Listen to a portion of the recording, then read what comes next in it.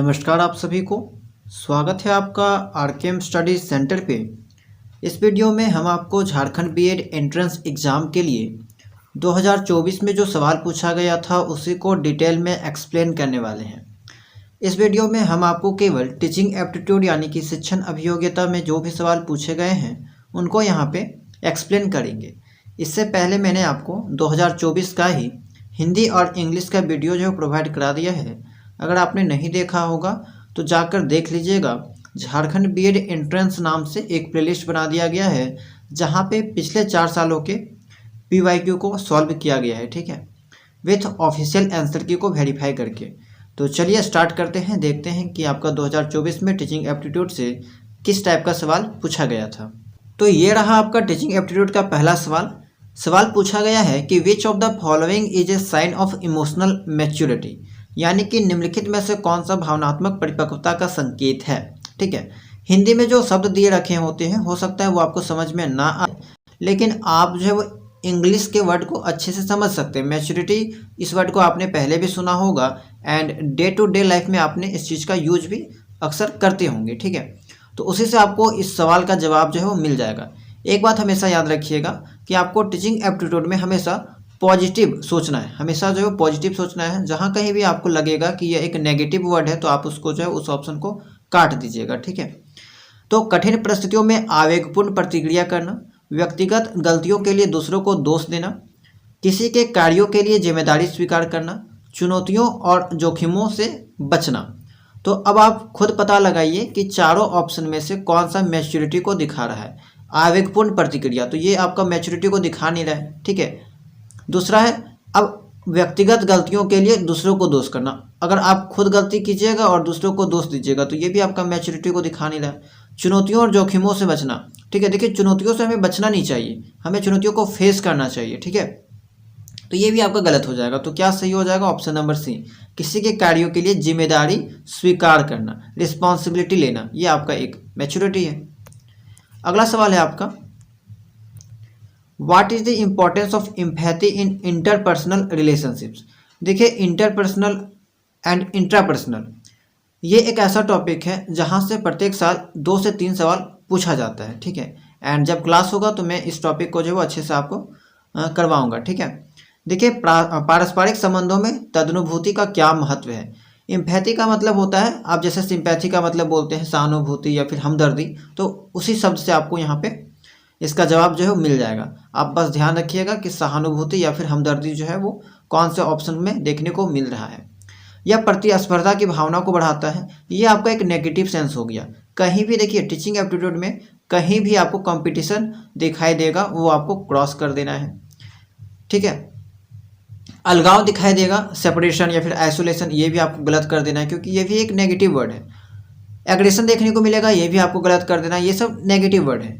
तो आपका जो यहाँ पे या दूसरे को समझने और उनसे जुड़ने में मदद करता है। ठीक है, पारस्परिक संबंध क्या है? या दूसरे को समझने और उनसे जुड़ने में मदद करता है।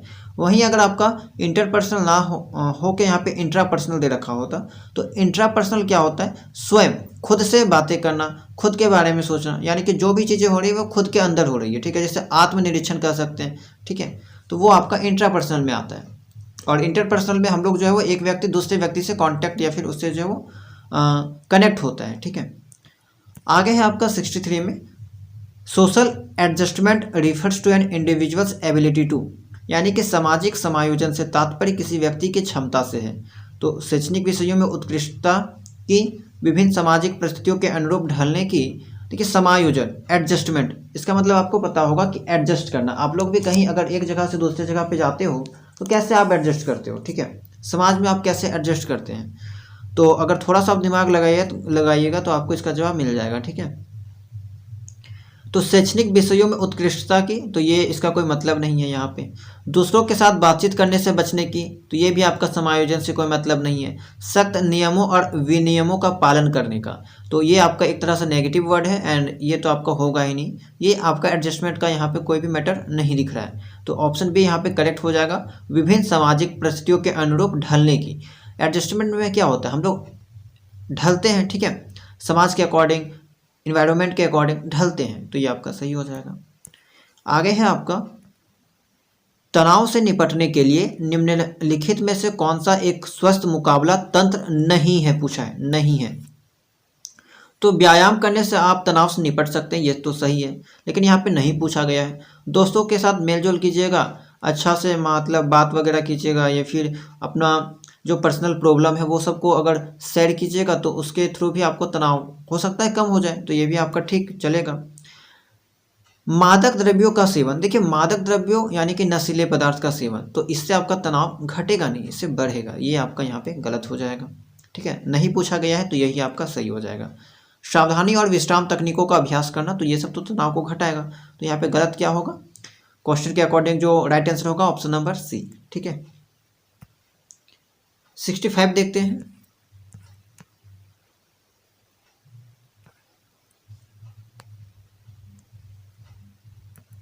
स्कूलों में धमकाने के गंभीर परिणाम हो सकते हैं जिनमें शामिल है शैक्षणिक प्रदर्शन में वृद्धि। देखिए एक चीज़ आप हमेशा याद रखिएगा, एक टीचर होने के नाते आप बच्चों को कभी भी धमकाने वाला काम नहीं कर सकते। ठीक है, तो स्कूलों में धमकाने के, अगर आप बच्चों को धमकाते हैं तो उसका क्या गंभीर परिणाम देखने को आपको मिलेगा। तो क्या अगर आप बच्चों को धमकाइएगा तो उसका एकेडमिक परफॉर्मेंस वहाँ पे बढ़ जाएगा? बिल्कुल भी नहीं, ऐसा तो होगा ही नहीं। पीड़ित के आत्मसम्मान में सुधार, ये भी नहीं होगा, ये भी आपका नेगेटिव वर्ड चल जाएगा। ठीक है, अगर आप किसी को धमकाइएगा तो उसका इसमें आत्मसम्मान में सुधार कहाँ हो रहा है, वो तो कहीं ना कहीं उसमें और भी गिरावट हो रहा है, सेल्फ स्टीम यहाँ पे और भी लॉस हो रहा है। ठीक है, पीड़ित पर दीर्घकालिक मनोवैज्ञानिक प्रभाव, जी बिल्कुल, अगर बच्चों को आप धमकाते हैं, डराते हैं, तो वहाँ पे उसको देखा जाएगा कि लॉन्ग टर्म साइकोलॉजिकल इफेक्ट्स देखने को मिलेगा। ठीक है, उन्नत सामाजिक कौशल, तो ये भी आपका नहीं होगा, तो ऑप्शन नंबर सी यहाँ पे करेक्ट हो जाएगा। तो अभी तक 5 सवाल हमने किया। ठीक है, पांचों सवाल में आपको आइडिया लग गया होगा कि कितना आसान टाइप का जो है वो सवाल पूछा जा रहा है। थोड़ा सा अगर आप लॉजिक लगाइएगा तो आपको उसका जवाब जो है वो देखने को मिल जाएगा, आपके सामने जवाब जो है वो दिख जाएगा। अवलोकन सीखने में होते हैं, तो अवलोकन किसी चीज़ को अगर हम लोग देख के, ठीक है, अपने सेंस ऑर्गन के द्वारा देख के, महसूस करके, ठीक है, अगर सीखते हैं, ज़्यादातर जो है वो अवलोकन देखने वाले शब्द से लगाया जाता है। ठीक है, ऑब्जर्व करना, किसी चीज़ को देख के अपने सेंस ऑर्गन के द्वारा, या तो उसको सूंघ के, देख के, ठीक है, टच करके पता लगा सकते हैं, तो वो अवलोकन के अंतर्गत आ जाएगा। तो यहाँ पे बोला गया है कि अवलोकन सीखने में होते हैं ध्यान और अवधारणा, ध्यान और सुदृढ़ीकरण, उत्पादन प्रक्रिया और प्रेरणा, सुदृढ़ीकरण और प्रेरणा।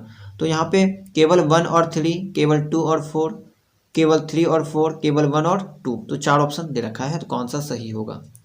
तो ऑप्शन नंबर ए जो है वो करेक्ट हो जाएगा, 1 और 3, यानी कि ध्यान और अवधारणा, उत्पादन प्रक्रिया और प्रेरणा, ये आपका दोनों जो है वो करेक्ट हो जाएगा। आगे है, निष्कर्ष तक पहुंचने के लिए हम किस मानसिक गतिविधि के माध्यम से उपलब्ध जानकारी को रूपांतरित करते हैं। ठीक है, निष्कर्ष तक हम लोगों को पहुंचना है। ठीक है, निष्कर्ष यानी कि कंक्लूजन तक पहुंचना है, तो किस मानसिक गतिविधि, कौन सा मेंटल जो यहाँ पे कह सकते हैं कि एक्टिविटी है, के माध्यम से जो है वो उपलब्ध जानकारी तक हम लोग क्या कर सकते हैं, उसको उपलब्ध जानकारी को रूपांतरित कर सकते हैं। ठीक है, उसको हम लोग ट्रांसफॉर्म कर सकते हैं। तो मोटिवेटिंग के द्वारा, मोटिवेटिंग यानी कि मोटिवेशन से कर सकते हैं, थिंकिंग से कर सकते हैं, रीजनिंग से कर सकते हैं, नन ऑफ दीज। तो यहाँ पे अगर देखा जाए तो हम लोग ना रीजनिंग से यानी कि तर्क के माध्यम से जो है किसी के भी निष्कर्ष तक पहुँचा जा सकता है। ठीक है, अगर आपके पास लॉजिक है तो लॉजिक के थ्रू जो है आप उसके कंक्लूजन तक पहुँच सकते हैं, ये आपका सही हो जाएगा। युवा किशोर अपने डैश को अभिव्यक्त करने के लिए विद्रोह करते हैं। Young adolescents rebel to express their external discipline imposed creativity, desire for freedom, personal inadequacy। ठीक है, तो आपको पता होगा कि जब आप किशोर होंगे या फिर युवा अवस्था में होते होंगे तो आपको ऐसा लगता होगा कि आप जो भी काम कर रहे हैं वो सही है। ठीक है, आपको उस टाइम क्या चाहिए, डिजायर फॉर फ्रीडम, स्वतंत्रता की इच्छा आप में होनी चाहिए, यानी आप चाहेंगे कि आपको जो वो कोई रोकने टोकने वाला ना हो, आप स्वतंत्र रहें। तो यहाँ पे स्वतंत्रता की जो इच्छा है वो आपका बिल्कुल सही हो जाएगा 68 का। आगे है, भाषा कौशल सिखाया जाना चाहिए नकल के माध्यम से जहाँ कहीं भी आपको दिखेगा क्रॉस कर देना है। एक जो है देखिए, रोट, किसी चीज़ को रटना, याद करना, नकल करना, ये सब नेगेटिव वर्ड है, जहाँ कहीं भी दिखेगा आपको काट देना है। एकांत में भाषा कौशल सिखाया जाना चाहिए, एकांत में, ये भी गलत है। अस्पष्ट व्याख्याओं के माध्यम से, एक एकीकृत तरीके से, तो यहाँ पे डी वाला सही हो जाएगा, ठीक है। लैंग्वेज स्किल को तभी सिखाया जा सकता है जब वो एक इंटीग्रेटेड मैनर में सिखाया जाए, ठीक है, यानी कि एकीकृत तरीके से सिखाया जाए। नेक्स्ट सवाल है, विच of the following statement is not true in case of multiple choice question, यानी कि बहुविकल्पीय प्रश्नों के मामले में निम्नलिखित में से कौन सा कथन सत्य नहीं है, ये पूछा गया है। एक अनुभवहीन शिक्षक भी प्रश्नों को आसानी से तैयार कर सकता है। अच्छा, एक टीचर के बारे में बात किया गया है जो इनएक्सपीरियंस है, जिसके पास अनुभव नहीं है, तो क्या वो प्रश्नों को तैयार कर सकता है? आप थोड़ा सा अगर दिमाग लगाइएगा तो आपको पता चल जाएगा, यही आपका सही आंसर हो जाएगा। यहाँ पे नहीं पूछा गया है तो ये आपका इसके अकॉर्डिंग सही हो जाएगा। कंप्यूटर द्वारा त्रुटि रहित एवं त्वरित मूल्यांकन संभव है, तो बिल्कुल एमसीक्यू क्वेश्चन अगर पूछा जाता है, आपने अभी देखा होगा कि जितना भी एग्जाम होता है वो OMR सीट पे लिया जाता है या फिर ऑनलाइन मोड पे लिया जाता है। क्यों? ताकि उनका जो वो यहाँ पे रिजल्ट जल्दी दे सके, उनका मूल्यांकन जो है वो जल्दी कर सके, वो भी विदाउट एनी एरर, ठीक है, एरर फ्री यहाँ पे लिखा गया है, तो इसलिए लिया जाता है। तो ये आपका तो ठीक है भाई, लेकिन यहाँ पे जो सत्य नहीं वो पूछा गया है। विकल्पों में से केवल एक ही उत्तर सही होते हैं, एमसीक्यू में ऐसा ही होता है, ये भी सही है, ये भी सही है, बी वाला भी सही है, तो यानी कि ए वाला गलत है। 71 है, निम्नलिखित में से कौन सा प्रभावी नेतृत्व के लिए आवश्यक नेतृत्व कौशल नहीं है? नेतृत्व कौशल के बारे में बात की गई है, लीडरशिप स्किल के बारे में, ठीक है। तो इनमें से कौन सा नहीं है? तो सशक्तिकरण है, बिल्कुल है। नजरिया भी होना चाहिए, एक विजन होना चाहिए, अंतर्ज्ञान होना चाहिए, धमकी नहीं है, धमकी यहाँ पे कोई सुटेबल वर्ड जो है यहाँ पे नहीं बनता है। निम्नलिखित में से कौन सा प्रभावी नेतृत्व के लिए आवश्यक नेतृत्व कौशल नहीं है? धमकी से यहाँ पे कोई मतलब नहीं है। आगे है आपका, एक प्रभावी नेता किन मूल्यों पर ध्यान केंद्रित नहीं करता है, ठीक है। Which values does not an effective leaders focus on, तो व्यक्तियों का विश्वास और सम्मान, तो इस पे तो करता है। खुलापन, टीम वर्क और विघटन, खुलापन पे ये भी ठीक है, ओपननेस, टीम वर्क भी करता है, विघटन वो नहीं करता है। एक प्रभावी नेता जो है वो विघटन यानी कि डिसइंटीग्रेशंस पर जो है वो ध्यान केंद्रित नहीं करेगा। 73 क्या है? निम्नलिखित में से कौन सा इंटरपर्सनल, देखिए कुछ देर पहले मैंने आपको बताया था इंटरपर्सनल और इंट्रापर्सनल, ठीक है। तो यहाँ पे क्या है, इंटरपर्सनल स्किल के बारे में दिखाया गया है। देखो, स्वयं को समझने की क्षमता, तो ये क्या है, स्वयं को अगर आप समझ रहे हैं ना, तो ये आपका इंट्रापर्सनल है। मैंने आपको कुछ देर पहले बताया कि खुद से बातें करना, खुद के बारे में समझना, वो इंट्रापर्सनल होता है।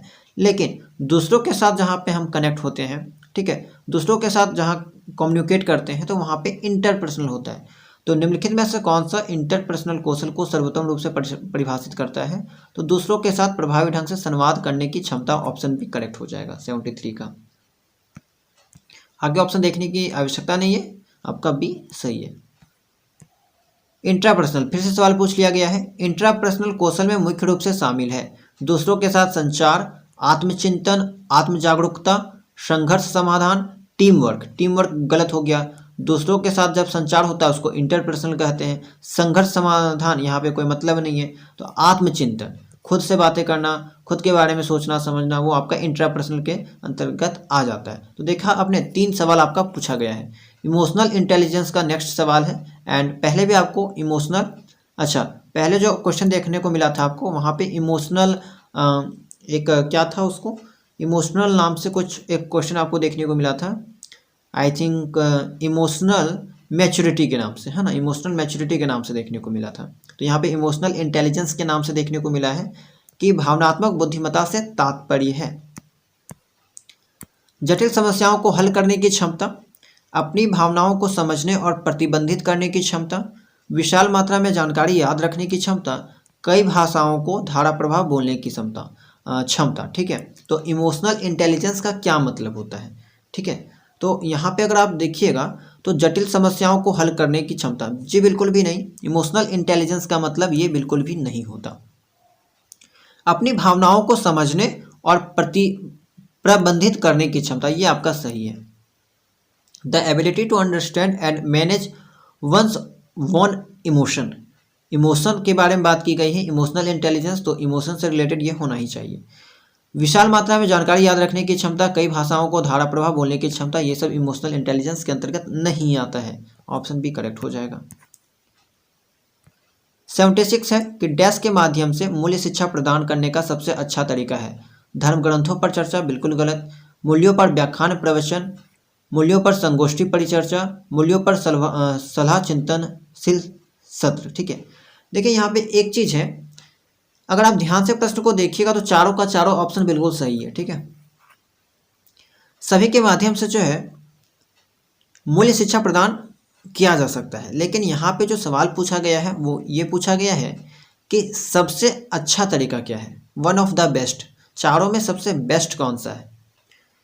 तो यहाँ पे अगर देखा जाए तो चारों में सबसे बेस्ट है आपका डी नंबर, मूल्यों पर सलाह या चिंतनशील सत्र, mentoring reflective session on values, ये आपका सही हो जाएगा। ठीक है, ज़्यादातर बेस्ट यहाँ पे जो आपका ये है सबसे अच्छा। आज की शिक्षा प्रणाली में डिजिटल साक्षरता का क्या भूमिका निभाती है। ठीक है, डिजिटल लिटरेसी, पारंपरिक शिक्षण विधियों की आवश्यकता को कम करना, प्रौद्योगिकी के उपयोग के माध्यम से सीखने को बढ़ाना, तो ये बिल्कुल सही बात है। डिजिटल साक्षरता का मतलब ही यही होता है कि enhancing learning through the use of technology. ठीक है, 77 का बी बिल्कुल करेक्ट है। हतोत्साहित करना, ये आपको तो ऐसे ही नेगेटिव वर्ड है। एंड लिमिट वर्ड जहाँ कहीं भी आपको देखने को मिलेगा वो सब एक जो है वो नेगेटिव वर्ड है, तो ये दोनों तो ऐसे ही गलत हो जाएगा।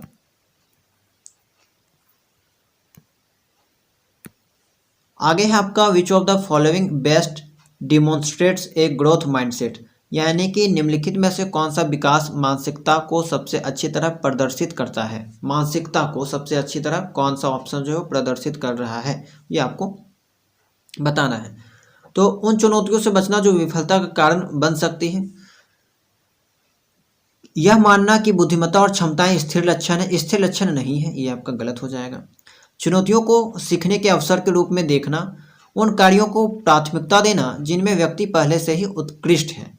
तो यहाँ पे कौन सा विकास मानसिकता को सबसे अच्छी तरह से प्रदर्शित कर रहा है, तो यहाँ पे आपका जो सही आंसर हो जाएगा वो आपका हो जाएगा चुनौतियों को सीखने के अवसर के रूप में देखना। ठीक है, वैसे 4 वाला ऑप्शन तो ऐसे ही आपका गलत हो जाएगा, क्योंकि उन कार्यों को प्राथमिकता देना जिनमें व्यक्ति पहले से ही उत्कृष्ट है, अगर पहले से उत्कृष्ट है तो उसको प्रीफर करके क्या करेगा वो। ठीक है, तो ये आपका नहीं है। एंड स्थिर, ये तो आपका नेगेटिव में चल जाएगा। उस चुनौतियों से बचना जो विफलता का कारण बन सकती है, बिल्कुल भी नहीं। हम लोगों को चुनौतियों को फेस करना चाहिए, बचना नहीं चाहिए वहाँ पे। ठीक है, चुनौतियों को सीखने के अवसर के रूप में देखना, ये आपका एक्यूरेट है। स्वयं सेवा का छात्रों पर क्या प्रभाव पड़ता है। दूसरों के प्रति सहानुभूति और समझ कम हो जाती है, नहीं। स्वयं सेवा अगर करते हैं तो यहाँ पे दूसरों के प्रति सहानुभूति और समझ कम नहीं होती है, वो बढ़ती है।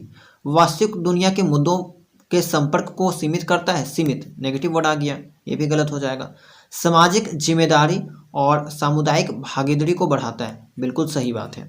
केवल शैक्षणिक उपलब्धियों पर ध्यान केंद्रित करने को प्रोत्साहित करता है, तो ये आपका केवल जो वर्ड आया है ये आपको इसका पूरा गलत कर दिया इसको। ठीक है, तो ऑप्शन सी करेक्ट हो जाएगा। 80 कक्षा कक्ष संघर्षों के प्रबंधन के लिए कौन सी तकनीक सबसे प्रभावी है। कक्षा कक्ष संघर्षों के प्रबंधन के लिए कौन सी तकनीक सबसे प्रभावी है। Which technique is most effective for managing classroom conflicts. ठीक है, तो विवादों को नज़रअंदाज करना और छात्रों को उन्हें सुलझाने देना।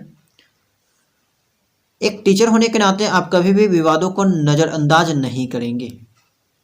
मुद्दे पर चर्चा किए बिना इसमें शामिल लोगों को दंडित करना, ये आपका नेगेटिव है। किसी भी प्रकार से कोई भी बच्चों को डांटना, धमकाना, डराना, दंडित करना यहाँ पे मनाही की जाती है। यहाँ पे जो है वो आपको साइकोलॉजी में या फिर टीचिंग एप्टीट्यूड में ये सब आपको नेगेटिव देखा जाता है, नेगेटिव वर्ड है। खुले संवाद और परिप्रेक्ष्य को समझने की सुविधा प्रदान करना। आगे आपका विवादों को सुलझाने के तरीके के रूप में प्रतिस्पर्धा को प्रोत्साहित करना। प्रतिस्पर्धा, ये भी आपका नेगेटिव हो जाएगा। केवल ऑप्शन सी यहाँ पे एक्यूरेट दिखने को मिल रहा है, राइट है। 80 का यहाँ पे ऑप्शन सी बिल्कुल सही है। अगला सवाल है आपका कि छात्रों के बीच भावनात्मक और सामाजिक कल्याण को बढ़ावा देने में स्कूल क्या भूमिका निभा सकता है। ठीक है, भावनात्मक और सामाजिक कल्याण के लिए। तो भावनात्मक मुद्दों को नज़रअंदाज करके केवल शिक्षण पर ध्यान केंद्रित करना, बिल्कुल भी नहीं, नज़रअंदाज करना, ये आपका एक नेगेटिव सेंस है। एक सहायक और समावेशी वातावरण प्रदान करना, बिल्कुल सही बात है। छात्रों पर शैक्षणिक दबाव बढ़ाना, छात्रों के बीच प्रतिस्पर्धा को प्रोत्साहित करना। मैंने आपको कुछ देर पहले बताया था कि जहाँ कहीं भी आपको कंपटीशन को इनकरेज करने की बात कही जाएगी, स्टूडेंट के ऊपर प्रेशर बनाने की बात की जाएगी, डराने की बात, धमकाने की बात, ये सब आपका एक नेगेटिव वर्ड्स है। यहाँ जहाँ कहीं भी आपको दिखे उसको काट दीजिए, तो केवल 20 सही हो जाएगा। आगे है आपका which of the following is an example of A contemporary issue in school education, यानी कि निम्नलिखित में से कौन सा स्कूली शिक्षा में समसामयिक मुद्दे का उदाहरण है। पारंपरिक सुलेख तकनीक सीखना, कक्षाओं में प्रौद्योगिकी का एकीकरण, ऐतिहासिक तारीखें याद रखना। मैंने आपको बताया था जहाँ कहीं भी आपको मेमोराइजिंग देखने को मिलेगा, रॉट मेथड देखने को मिलेगा, तो ये सब गलत हो जाएगा। Strictness, following an strict uniform policy, ये दोनों तो आपका ऐसे ही नेगेटिव सेंस दिखा रहा है, ये आपका गलत हो जाएगा। तो यहाँ पे 82 का जो राइट आंसर होगा ऑप्शन नंबर बी। ठीक है, कौन सी स्कूली शिक्षा में समसामयिक मुद्दे का उदाहरण है, तो ये कक्षा में जो टेक्नोलॉजी का इंटीग्रेशन, एकीकरण, ये आपका बिल्कुल सही हो जाएगा। स्कूली शिक्षा में सांस्कृतिक विविधता का क्या महत्व है। ठीक है, what is the significance of culture diversity in school education, it promotes intolerance and discrimination. ठीक है, डिस्क्रिमिनेशन को ये प्रमोट नहीं करता है, ये आपका तो ऐसे गलत हो जाएगा। It limits student exposure to different perspective, ये छात्रों के विभिन्न दृष्टिकोणों के प्रदर्शनों को सीमित करता है, सीमित, जहाँ कहीं भी आप ये दिखे आपको काट देना है। या सीखने के अनुभवों को समृद्ध करता है और आपसी सम्मान को बढ़ावा देता है, सीखने के अनुभवों को समृद्ध करता है और आपसी सम्मान को बढ़ावा देता है, ये आपका ज़्यादातर एक्यूरेट दिख रहा है। ठीक है, ज़्यादा सही दिख रहा है, इससे विचार और व्यवहार में एकरूपता आती है, तो बेस्ट आपका ऑप्शन ये बन जाएगा। स्कूली शिक्षा में सांस्कृतिक जो विविधता है वो क्या करता है कि it enriches learning experience and fosters mutual respect, ये आपका बिल्कुल सही है। निम्नलिखित में से कौन सा स्कूलों में पाठ्येतर गतिविधियों का संभावित लाभ है। सामाजिक कौशल में कमी, नए अनुभवों का सीमित प्रदर्शन, टीम वर्क और नेतृत्व कौशल में वृद्धि, शैक्षणिक दबाव बढ़ाना, ये तो आपका ये भी ऐसे ही गलत हो जाएगा। ठीक है, तो टीम वर्क और नेतृत्व कौशल में वृद्धि, निम्नलिखित में से कौन सा स्कूलों में पाठ्येतर गतिविधियों का संभावित लाभ है, तो इससे क्या होगा कि enhance team work and leadership skill, यहाँ पे जो इंक्रीज करेगा, इनहेंस वहाँ पे देखने को मिलेगा। स्कूल छात्रों के बीच पर्यावरण जागरूकता को कैसे बढ़ावा दे सकते हैं। स्कूल छात्रों के बीच जो है पर्यावरण जागरूकता यानी कि इन्वायरमेंटल जो अवेयरनेस है उसको कैसे प्रमोट कर सकते हैं। विलासितापूर्ण वातावरण बनाए रखने के लिए संसाधनों को बर्बाद करके, देखिए थोड़ा सा भी सेंस आप में होगा तो आप खुद पता लगा सकते हैं कि हम लोग संसाधनों को बर्बाद करने की बात नहीं कर सकते। पाठ्यक्रम में पर्यावरण संरक्षण पर पाठ शामिल करके, हाँ ये किया जा सकता है। बाहरी गतिविधियों को हतोत्साहित करके, ये हतोत्साहित वर्ड है, ये भी आपका एक नेगेटिव सेंस बना रहा है। पर्यावरण पर मानवीय गतिविधियों के प्रभाव को नज़रअंदाज करके, देखिए नज़रअंदाज तो हम कर ही नहीं सकते मानवीय गतिविधियों को, क्योंकि मानवीय गतिविधियां यहाँ पे अच्छे के लिए भी हो सकती है, खराब के लिए भी हो सकती है। ठीक है, जैसे कि जंगल वगैरह काटे जा रहे हैं, पर्यावरण को यहाँ पे नुकसान पहुँचाया जा रहा है, तो उस चीज़ को हम लोग नज़रअंदाज नहीं कर सकते। तो सी डी तो आपका ऐसे ही गलत हो जाएगा, ए भी गलत हो जाएगा, तो बी यहाँ पे 85 का बी बिल्कुल सही है। मतलब लगभग जो है वो प्रत्येक सवाल में आपको 3 ऑप्शन, 2 से 3 ऑप्शन ऐसा मिल जा रहा है जो आपको अल्टर देखने को मिल रहा है, यानी कि नेगेटिव सेंस में देखने को मिल रहा है, एंड आपको उसको जो एलिमिनेट कर देना है। सीखने को प्रभावी बनाने के लिए एक लक्ष्य डैश के संदर्भ में सार्थक होना चाहिए। सीखने को प्रभावी बनाने के लिए एक लक्ष्य डैश के संदर्भ में सार्थक होना चाहिए। पाठ्यक्रम के उद्देश्य, बौद्धिक विचार, दूसरों के मानक, छात्रों की आवश्यकताओं और उद्देश्य, ये बिल्कुल सही है। देखिए ये भी आपका सही है, लेकिन ज़्यादातर जो बेस्ट आपका यहाँ की कह सकते हैं ये आपका सही है, option number D. To make learning effective a goal must be meaningful in terms of, देखिए आजकल जो शिक्षा है वो छात्र केंद्रित है, चाइल्ड सेंटर्ड है। ऐसी शिक्षा बनाई गई है जो छात्रों के रुचियों को, उनके नीड को, आवश्यकताओं को या फिर उनके उद्देश्य को पूरा कर सके, उनके उद्देश्यों को ध्यान में रखकर बनाई गई है, तो ये आपका बिल्कुल सही हो जाएगा। 87 है, निम्नलिखित में से कौन सा नेतृत्व की निरंकुश शैली है। देखिए अब आपका जो 87 है 88 है, 89 और 90, ये जो 4 सवाल है वो आपका एक ही टॉपिक से पूछा गया है, लीडरशिप स्टाइल से। बेसिकली इसका जो टॉपिक का नाम है वो लीडरशिप है एंड सब टॉपिक का नाम है लीडरशिप स्टाइल। तो ये जो चारों सवाल, आने वाले चारों सवाल आपका इसी टॉपिक से पूछा गया है, ठीक है। बहुत ही इंपॉर्टेंट टॉपिक है। हर साल आपको यहाँ से लीडरशिप से 2 से 3 सवाल जो है वो देखने को आपको मिलता ही मिलता है। निम्नलिखित में से कौन सा नेतृत्व की निरंकुश शैली है? निरंकुश का मतलब आपको पता होगा ऑटोक्रेटिक। ऑटोक्रेटिक का मतलब क्या होता है? एक तरह से तानाशाही, ठीक है, तानाशाही कह सकते हैं। तो तानाशाही यहाँ पे कहाँ पे देखने को मिलेगा? तो डायरेक्टिंग स्टाइल ऑफ लीडरशिप आपका बिल्कुल सही है, ये आपका सही हो जाएगा। परामर्शात्मक शैली, देखिए निरंकुश जब होता है ऑटोक्रेटिक स्टाइल में आपका कभी भी परामर्श की बात नहीं की जाती है, ना ही सहभागी की बात की जाती है, पार्टिसिपेटिव की बात कही जाती है। नेतृत्व की प्रतिनिधि शैली, ये भी आपका गलत हो जाएगा। ऑप्शन 1 जो है वो करेक्ट हो जाएगा। आप थोड़ा सा अगर सेंस लगाइएगा तो आपको पता चलेगा कि जहाँ कहीं भी तानाशाही होता है वहाँ पे कोई एक ही व्यक्ति के हाथों में पूरा जो है वो शासन होता है, वो वहाँ का राजा होता है एंड पूरे प्रजा जो है वो उस पर डिपेंड रहती है, यानी कि उसके ऑर्डर का पालन करती है, ठीक है। सर्वे सर्वा जो है वो एक ही व्यक्ति के हाथ में होता है, तो वो क्या करेगा? निर्देश देगा, वो जो बोलेगा पूरे प्रजा को वो चीज़ करना होता है, ठीक है। तो इस अकॉर्डिंग भी आप यहाँ पे जो है वो समझ सकते हैं, तो आपका बिल्कुल ये सही हो जाएगा। 88 है आपका कि निम्नलिखित में से किस नेतृत्व शैली में कार्यबल के पास बहुत कम इनपुट या फीडबैक होता है? कार्यबल यानी कि work force have little input और फीडबैक। तो नेतृत्व की निर्देशन शैली, नेतृत्व की परामर्शात्मक शैली, नेतृत्व की सहभागी शैली, नेतृत्व की प्रतिनिधि शैली।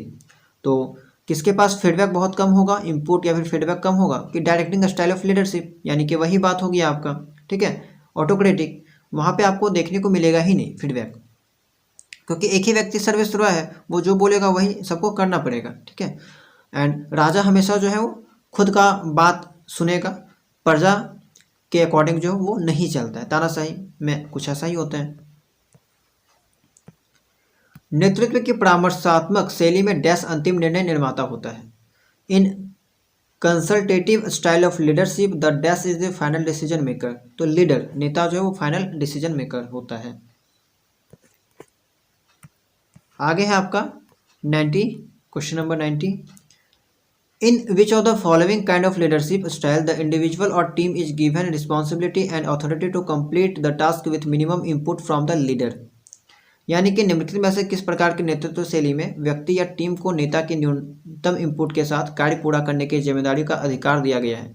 देखिए अब यहाँ पे क्या बात आ गई कि पहले जो हम लोग बात कर रहे थे ऑटोक्रेटिक का, पहला जो 3 सवाल था उसमें ऑटोक्रेटिक की बात हुई, लेकिन यहाँ पे ये चीज़ें बदल गई, ठीक है। यहाँ पे क्या हो रहा है कि न्यूनतम इनपुट तो मिल रहा है, इनपुट के साथ साथ कार्य पूरा करने की जिम्मेदारी भी आ गई है, अधिकार दिया जा रहा है यहाँ पे। तो ये आपका जो है नेतृत्व की प्रतिनिधि शैली है, डेलीगेटिंग स्टाइल ऑफ लीडरशिप में आ जाता है ये, ठीक है। ऑप्शन नंबर डी करेक्ट हो जाएगा। आगे है निम्नलिखित में से कौन सा प्रभावी संचार की विशेषता नहीं है? सक्रिय श्रवण, विचारों की स्पष्ट और संक्षिप्त अभिव्यक्ति, लेक ऑफ सिंपैथी जिसको हम लोग कहते हैं, रिस्पेक्ट फॉर डाइवर्स पर्सपेक्टिव। तो पूछा गया है कि निम्नलिखित में से कौन सा प्रभावी संचार की विशेषता नहीं है, नहीं है पूछा गया है, ठीक है। यानी कि not a characteristics of effect communication. तो सक्रिय श्रवण, एक्टिव लिसनिंग, ये तो आपका इसमें आ जाएगा, ठीक है, इसकी विशेषता है। उसके अलावा रिस्पेक्ट फॉर डाइवर्स पर्सपेक्टिव, विविध दृष्टिकोणों का सम्मान भी यहाँ पे आपको करना होगा, ठीक है। तो क्या नहीं है यहाँ पे? तो लैक ऑफ एम्पैथी, तदनुभूति का अभाव, ये आपका यहाँ पे नहीं होगा, ठीक है। 92, संघर्ष समाधान कौशल इसके लिए महत्वपूर्ण है। कठिन परिस्थितियों से बचने वाला काम तो करेंगे नहीं, उसको फेस करना होता है। सकारात्मक संबंध बनाना, बिल्कुल सही बात, सकारात्मक संबंध बनाना, बिल्डिंग पॉजिटिव रिलेशनशिप्स, ये आपका ज़्यादा एक्यूरेट है। शत्रुता और आक्रामकता को प्रोत्साहित करना, तो ये आपका तो ऐसे गलत हो जाएगा, नेगेटिव वर्ड है। खुद को दूसरों से अलग करना, हमने आपको बताया था आइसोलेटिंग जहाँ कहीं भी देखने को मिलेगा, अलगाव देखने को मिलेगा, ये सब आपका ऐसे ही कट जाएगा, ठीक है। एंड अभी आपने देखा होगा, अगर इस क्वेश्चन में भी आप ध्यान से देखिएगा तो देखिए यहाँ पे क्या हो रहा है कि शत्रुता और आक्रामकता को बढ़ावा मिल रहा है, प्रोत्साहित उसको मिल रहा है, तो ये आपका ऐसे नेगेटिव है। खुद को दूसरों से अलग करना, आइसोलेशन हो गया, सेपरेटिंग हो गया, ये भी आपका नेगेटिव वर्ड है। कठिन परिस्थितियों से बचना, यहाँ पे 3 जो है वो आपका 3 ऑप्शन ऐसे ही नेगेटिव वर्ड दिखा रहा है, नेगेटिव सेंस में बता रहा है, तो ये आपका ऐसे गलत हो जाएगा। स्कूली शिक्षा के संदर्भ में 21वीं सदी के कौशल शब्द का तात्पर्य क्या है? पारंपरिक रटने की शिक्षण विधियां, देखिए रटने वाला शब्द आ गया, ये आपका ऐसे ही गलत हो जाएगा। आधुनिक दुनिया में सफलता के लिए आवश्यक कौशल जैसे आलोचनात्मक सोच और रचनात्मकता, ठीक है, तो बिल्कुल हम लोग जो है वो क्रिएटिविटी की बात करते हैं। पुरानी शैक्षिक प्रथाएं, मेमोराइजेशन, देखिए लास्ट वाला ऑप्शन में भी आपका रटने का बात आ गया, मेमोराइजेशन, ये आपका भी गलत हो जाएगा। आउटडेटेड एजुकेशनल प्रैक्टिस, आउटडेटेड, ये भी आपका नेगेटिव वर्ड है। 3 ऑप्शन ऐसे ही आपका कट गया, ये आपका सही हो जाएगा।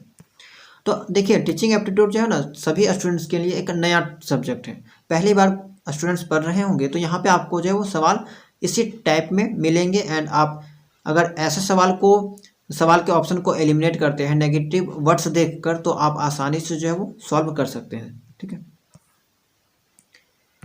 सावधानी के बारे में निम्नलिखित में से कौन सा कथन सत्य है? इसमें पिछले गलतियों पर ध्यान देना शामिल है? नहीं, बिल्कुल भी नहीं, ये आपका तो ऐसे ही गलत हो जाएगा। यहाँ पे सत्य पूछा, ये आपका गलत हो जाएगा। हम लोग पिछली गलतियों पे ध्यान नहीं देंगे, ठीक है। यह विचलित सोच को प्रोत्साहित करता है। It encourage distracted thinking, distracted word negative sense में आ रहा है। यह वर्तमान क्षण पर ध्यान और जागरूकता को बढ़ावा देता है। यह तनाव के स्तर को बढ़ाता है, तनाव के स्तर को बढ़ाता है, नेगेटिव सेंस से आपका ये सही हो जाएगा। यह वर्तमान क्षण पर ध्यान और जागरूकता को बढ़ावा देता है। आगे है आपका 95, अभिवृद्धि भाषा कौशल ज्ञान डैश के उत्पाद है।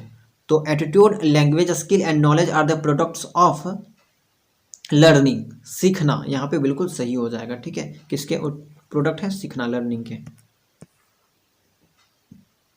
96 है आपका, शिक्षक मुख्य रूप से निम्नलिखित में से किस विधि द्वारा विद्यार्थियों के समूह व्यवहार का अध्ययन करता है? विद्यार्थियों के समूह व्यवहार के बारे में बात की जा रही है। तो ऑब्जर्वेशन, ऑब्जर्व करके कि बच्चा जो है वो स्कूल में ही अगर देखा जाए तो स्कूल में विभिन्न बच्चों की जो डिसिप्लिन है कि कैसे बच्चा डिसिप्लिन मेंटेन करता है, विभिन्न कार्यक्रम में कैसे भाग लेता है, खेलकूद वगैरह में कैसे पार्टिसिपेट करता है, तो ये सब चीज़ों को अवलोकन करके, ऑब्जर्व करके जो है वो उनका यहाँ पे उनके व्यवहार को जो है वो अध्ययन कर सकता है। ये आपका बिल्कुल सही हो जाएगा। चलिए आगे है आपका 97, which one of the following is not an element of mastery learning? निम्नलिखित में से कौन सा अधिगम में प्रवीणता है, प्रवीणता हासिल करने का तत्व नहीं है, ठीक है। तो वैकल्पिक पाठ्य पुस्तक का उपयोग हम लोग कर सकते हैं, बिल्कुल सही बात है। शिक्षण के वैकल्पिक तरीके ये भी कर सकते हैं। बाल केंद्रित सीखने की गतिविधि, बिल्कुल सही है ये भी। तो समूह शिक्षण, अच्छा ग्रुप टीचिंग भी दे रखा है, तो ये आपका ठीक है, ये ही आपका हो जाएगा आंसर। नहीं पूछा गया है कि which one of the following is not an element of mastery learning, तो मास्टरी लर्निंग में आपका ग्रुप टीचिंग का कोई वैल्यू नहीं है, यहाँ पे ये आपका सही नहीं होगा, ये गलत हो जाएगा। 98 है आपका, dash is increasing leadership rapidly, leadership को यहाँ पे जो है वो कौन बढ़ा रहा है? Strategy, command, control, getting others to follow. आजकल जो है ना लिडरशिप में इंक्रीमेंट देखने को मिल रहा है, तो वो एक दूसरे को यहाँ पे अनुसरण करके, फॉलो करके, ये आपका बिल्कुल सही हो जाएगा। आगे है आपका, the use of teaching ads is justified on the grounds of, यानी कि शिक्षण सहायक सामग्री। क्या होता है शिक्षण सहायक सामग्री? यानी कि जब टीचर जो है वो स्टूडेंट्स को पढ़ाता है, तो पढ़ाते वक्त वो जिस मटेरियल का उपयोग करता है, जिस सामग्री का उपयोग करता है, ताकि बच्चे को कंटेंट जो है वो अच्छे से समझ में आए, तो वो जो है वो शिक्षक सहायक सामग्री कहलाएगा। तो का उपयोग जो है वो डैश के आधार पर उचित है। कक्षा में छात्रों का ध्यान आकर्षित करने के लिए, ये भी सही हो सकता है बिल्कुल, लेकिन यहाँ पे आपको जो है ना कि सबसे अच्छा कौन है वो आपको चुनना होता है। आगे आपका, कक्षा में अनुशासनहीनता की समस्या को कम करने के लिए, नहीं बिल्कुल भी नहीं, यहाँ पे शिक्षण सहायक सामग्री का अनुशासनहीनता से मतलब नहीं है।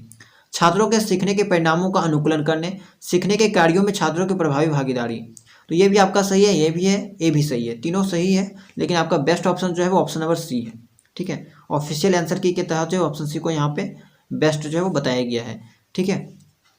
लास्ट सवाल है आपका कि एक शिक्षक के रूप में कक्षा में अपनी प्रभावी उपस्थिति सुनिश्चित करने के लिए सर्वोत्तम विकल्प का चयन करें।